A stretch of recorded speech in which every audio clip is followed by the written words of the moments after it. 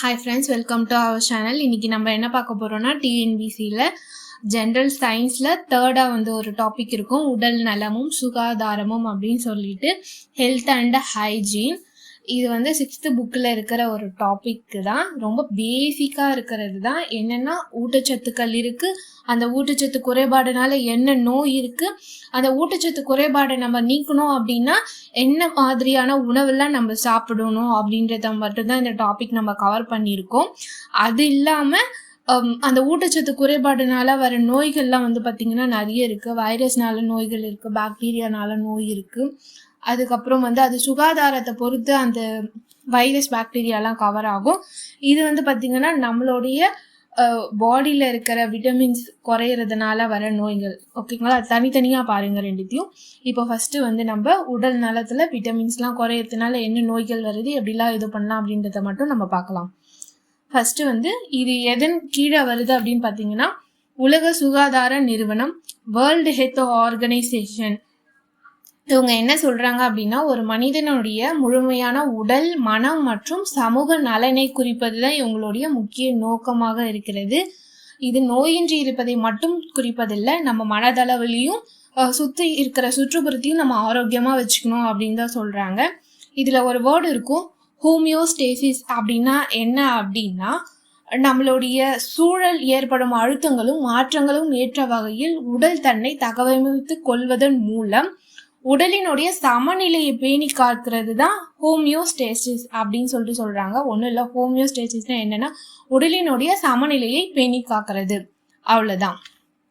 அடுத்தது, உணவினுடைய ஊட்டச்சத்துக்களை நம்ம 6 பிரிக்கலாம். இது எல்லாமே நமக்கு படித்த ஒரு நேம் தான், படிக்காத நேம்லாம் கிடையாது. கார்போஹைட்ரேட், புரதம், கொழுப்பு, விட்டமின், தாது உப்பு, நீர். உணவினுடைய ஊட்டச்சத்துக்களை நம்ம 6 பிரிச்சுட்டோம். கார்போஹைட்ரேட், புரதம், கொழுப்பு, விட்டமின், தாது உப்பு, நீர். இப்போது கார்போஹைட்ரேட்னா அதை பேஸ் பண்ணி என்ன ஃபுட்டுலாம் இருக்குது, புரதங்கள் சார்ந்த உணவுலாம் எது இருக்குது, கொழுப்பு சார்ந்த உணவுகள், விட்டமின் சார்ந்த உணவுகள், தாது உப்புக்கள் சார்ந்த உணவுகள் அப்படின்னு சொல்லிட்டு பார்க்க போகிறோம்.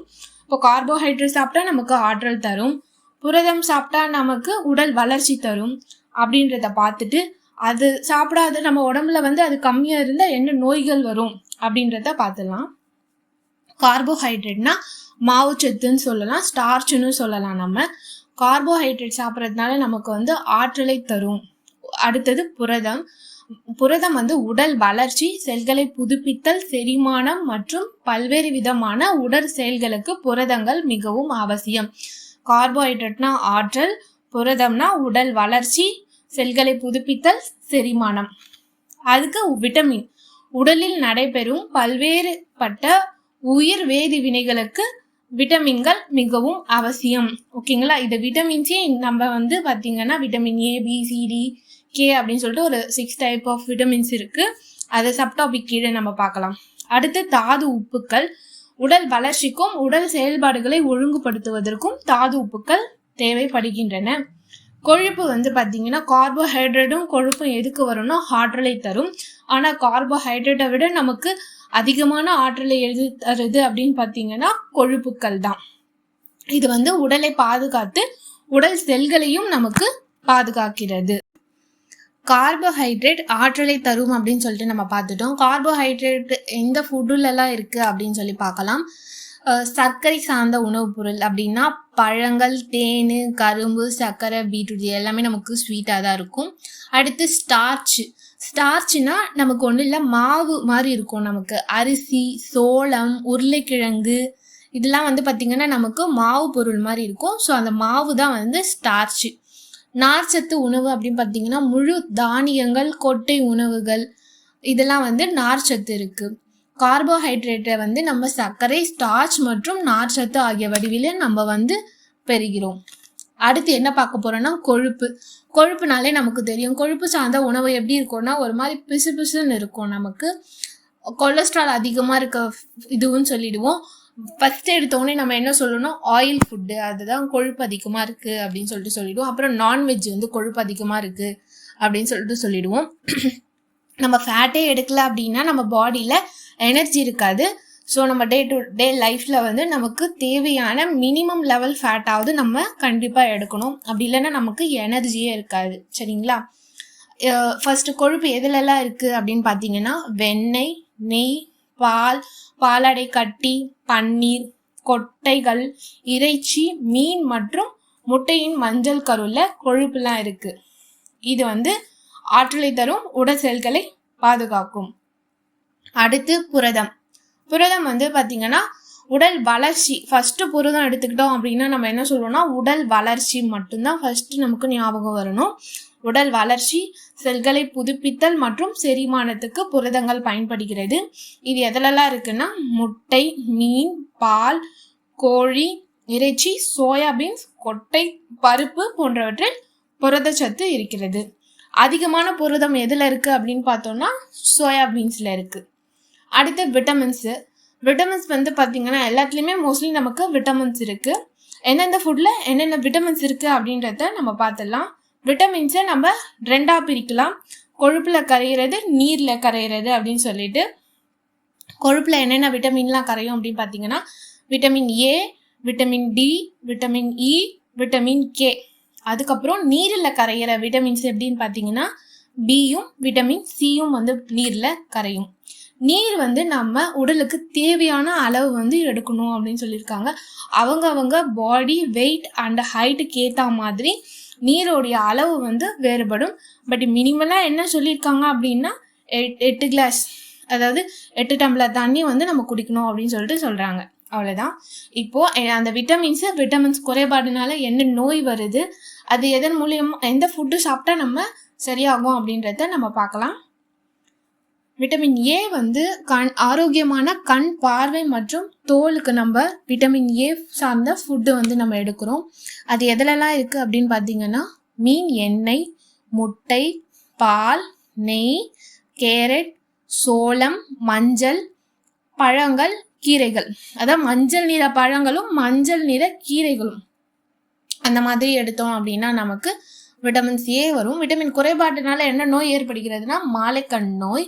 அறிகுறிகள் பார்த்தீங்கன்னா குறைவான கண் பார்வை, மங்கலான வெளிச்சத்தில் பார்ப்பதில் சிரமம். இப்போ இங்கே ஃபர்ஸ்ட் வந்து பார்த்தீங்கன்னா விட்டமின் ஏ சாப்பிட்டா என்ன, விட்டமின் ஏ சார்ந்த ஃபுட்டு சாப்பிட்டா என்ன அப்படின்றது தான் ஆரோக்கியமான கண் பார்வை இருக்கும், ஸ்கின் வந்து நல்லாயிருக்கும். ஸோ அது பாடியில் கம்மியாக இருந்துச்சு அப்படின்னா நமக்கு பார்வை கண் குறைபாடு வந்து ஏற்படும். அடுத்து விட்டமின் பி. விட்டமின் பி வந்து பார்த்திங்கன்னா ஆரோக்கியமான நரம்பு மண்டலம், இரத்த சிவப்பு அணுக்கள் உருவாக்கம் அப்படின்னு சொல்லிட்டாங்க. அது குறைபாட்டு நோய் என்ன அப்படின்னு பார்த்தீங்கன்னா பெரி. இது அதாவது ஆரோக்கியமான நரம்பு மண்டலம், சிவப்பு அணுக்கள் உருவாக்கம் வந்து ப்ளஸ்ஸு, அது குறையுதுன்னா மைனஸ். பெரி அப்படின்ற நோய் வந்து நமக்கு ஏற்படும் அப்படின்னு சொல்லியிருக்காங்க. இது என்ன அறிகுறிகள்னா நரம்பு பலவீனம், உடல் சோர்வு. நிறைய ஹாஸ்பிட்டலில் பார்த்தீங்கன்னா நம்ம டயர்டாக இருக்குது அப்படின்னா விட்டமின் பி டேப்லெட்லாம் கூட கொடுப்பாங்க. அடுத்து விட்டமின் சி. சினா பல், ஈறுகள் மற்றும் நோய் எதிர்ப்பு திறன். அது வந்து விட்டமின் சி.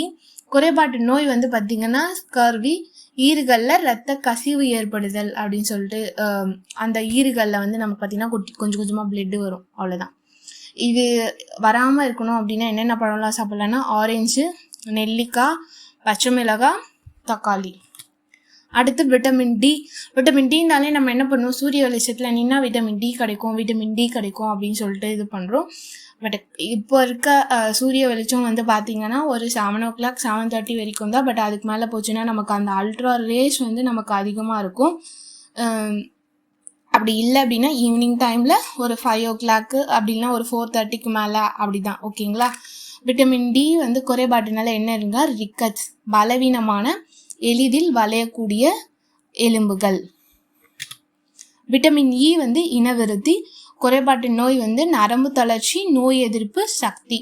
இது எதுலலாம் இருக்குது, எந்த பழத்துலலாம் இருக்குது அப்படின்னு பார்த்தீங்கன்னா தாவர எண்ணெய், பச்சை காய்கறிகள், கோதுமை, மாம்பழம், ஆப்பிள், கீரை.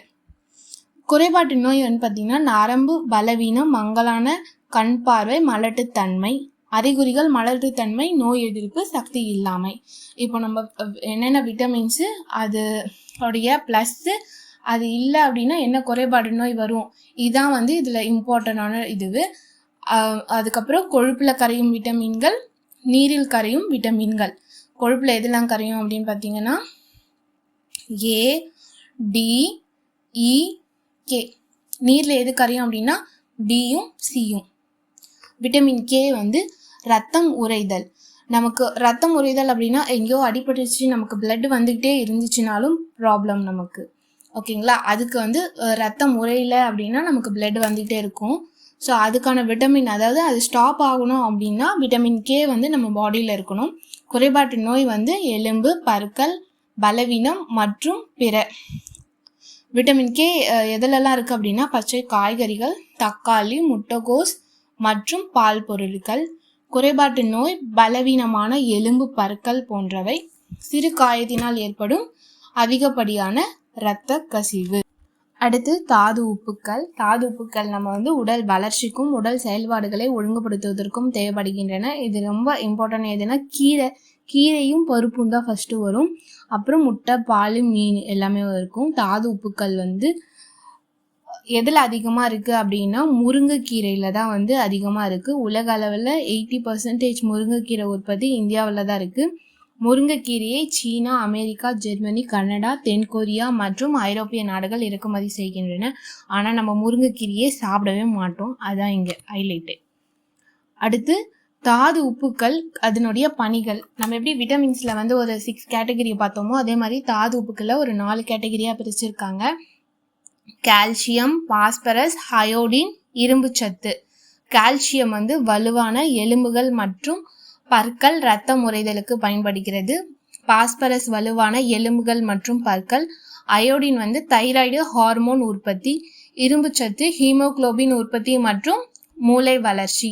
முருங்கைக்கீரையில் என்னெல்லாம் இருக்குன்னு பார்க்கலாம். விட்டமின் ஏ இருக்குது, சி இருக்குது, பொட்டாசியம், கால்சியம், இரும்பு சத்து மற்றும் புரதம் ஆகியவை நிறைந்து காணப்படுகின்றன. இது ஆக்சிஜனேற்ற தடுப்பானாகவும் உள்ளது. ஆன்டி ஆக்சிடென்ட்னா ஒன்றும் இல்லை, நமக்கு நோய் எதிர்ப்பு சக்திக்கு அது உதவுது அப்படின்னு சொல்கிறாங்க. இனிமேலாச்சும் நம்ம ஃபுட்டில் கொஞ்சமாச்சும் முருங்கைக்கீரை சாப்பிட ட்ரை பண்ணலாம். சரிவிகித உணவு அப்படின்னா என்ன அப்படின்னு பார்க்கலாம். சரிவிகிதம்னா ஒன்றும் இல்லை, நம்ம எல்லா விட்டமின்ஸ்க்கும் எடுக்கணும். எல்லா ப்ரோட்டீன்ஸு, மினரல்ஸு எல்லாமே கலந்து ஒரு ஃபுட்டு எடுத்தோம் அப்படின்னா அதான் சரிவிகித உணவு. சரிவிகித உணவில் எது அதிகமாக எடுக்கணும் அப்படின்னு பார்த்தோம்னா தானியங்களும், அரிசி, பழங்கள், காய்கறிகள், அதுக்கப்புறம் மாமிசம், மீன், முட்டை, அப்புறம் கொஞ்சமாக ஃபேட்டும் அதை விட கொஞ்சமாக ஸ்வீட்டும் எடுக்கணும். அவ்வளோதான். இது எல்லாமே சாப்பிடணும். பட் அந்த சாப்பிட்ற அளவுன்றது ஒன்று இருக்குது. அதுதான் சரிவிகித உணவு அப்படின்னு சொல்கிறாங்க. இப்போ ஊட்டச்சத்துனா என்ன அப்படின்னு பார்த்துட்டோம். அந்த ஊட்டச்சத்து குறைபாடுனால என்ன நோயெல்லாம் வருது அப்படின்னு சொல்லிட்டு பார்க்கலாம். ஃபர்ஸ்ட் புரத குறைபாட்டால் ஏற்படும் நோய்கள். குவாஷியோர்கர், வளர்ச்சி குறைபாடு, முகம், கால்களில் வீக்கம், வயிற்றுப்போக்கு மற்றும் உப்பிய வயிறு. மராஸ்மஸ்னா என்னன்னா மெலிந்த உடல், மெதுவான உடல் வளர்ச்சி. இது எப்படி ஞாபகம் வச்சுக்கலாம் அப்படின்னு பாருங்க. மராஸ்மஸ்னா இங்கே மா வரும், மெலிந்த உடல்னா இங்கே மே வரும், இங்கேயும் மெதுவான உடல் வளர்ச்சி. ஸோ மாமா ஏதாவது ஒன்று ஞாபகம் வச்சுக்கிட்டா போதும். எல்லா ஷார்ட்கட்டுமே நம்ம ஞாபகம் வச்சுக்கணும் அப்படின்னு இல்லை, ஏதாவது ஒன்று ஞாபகம் வச்சுக்கிட்டா ஆட்டோமேட்டிக்காக அடுத்து என்ன அப்படின்னு சொல்லி போட்டுடலாம். அதுக்கு முன்னாடி இன்னொன்று என்ன சொல்லணும்னா எல்லா கொஷின்ஸுக்குமே நீங்கள் போயிட்டு ஆப்ஷன்ஸ் என்ன அப்படின்னு சொல்லிட்டு பார்க்காதீங்க.